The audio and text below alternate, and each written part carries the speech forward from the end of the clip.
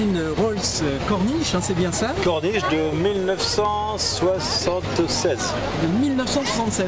Voilà. Cette voiture vient d'où exactement? Alors l'origine, elle a été achetée, je l'ai achetée à Blois, mais elle vient du Canada. Chez Rolls-Royce, ils sont très discrets. Sur leur revue, il est marqué puissance suffisante. D'accord. Ils n'indiquent pas la puissance. Donc c'est suffisant pour rouler, quoi. Oh oui, largement. Largement. C'est plus facile à conduire que n'importe quoi. Oui. Ça va tout seul. C'est boîte automatique et les directions très assistées. Vraiment assistées, comme dans le temps, les américaines, disons un petit peu flottantes, mais c'est une voiture exceptionnelle. La restauration de cette voiture a nécessité beaucoup de temps.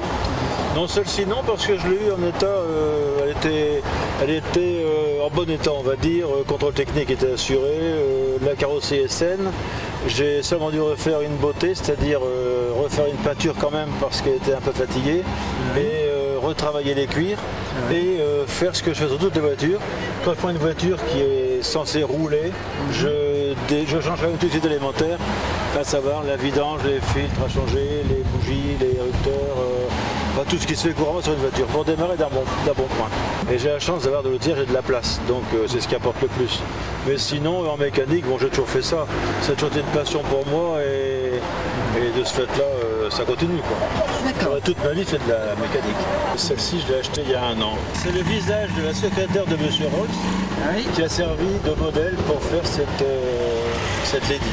Une vraie Rolls-Royce, c'est vraiment, c'est très Pullman. Hein. On a un silence absolu, on a un confort absolu. Et quand on passe rue du Billemont, on ne sent pas les dodanes. D'accord. Voilà, c'est tout simplement ça. Alors, elle monte à quelle vitesse cette voiture? Elle était vendue, celle-ci, elle est vendue pour 180, 190. Mais bon, c'est pas fait.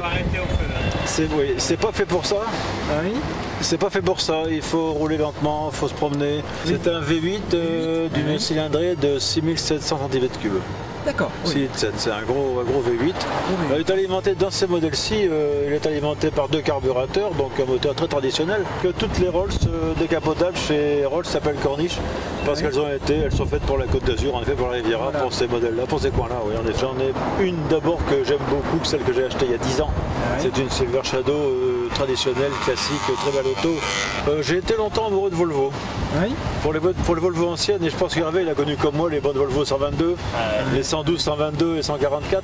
J'ai eu pas mal de Volvo aussi, et c'était l'époque où je devais travailler avec, donc je ne pouvais pas les démonter, parce que si je démontais, je pouvais travailler.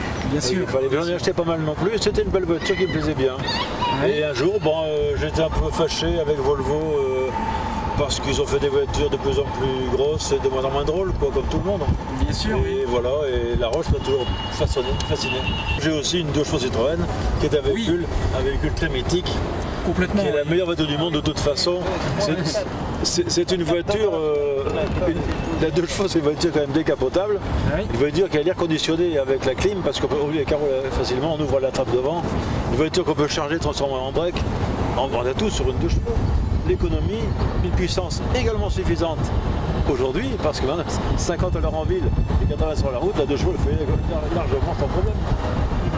Donc, voiture fabuleuse à 2 chevaux. Il faut les sortir souvent, autrement les caoutchoucs se sèchent, les joints se bouffent. Il faut la faire tourner, il faut la faire vivre. Bien sûr. Et c'est une obligation de la sortir tous les 8 jours, c'est un minimum. C'est une vieille dame qu'il faut respecter en plus.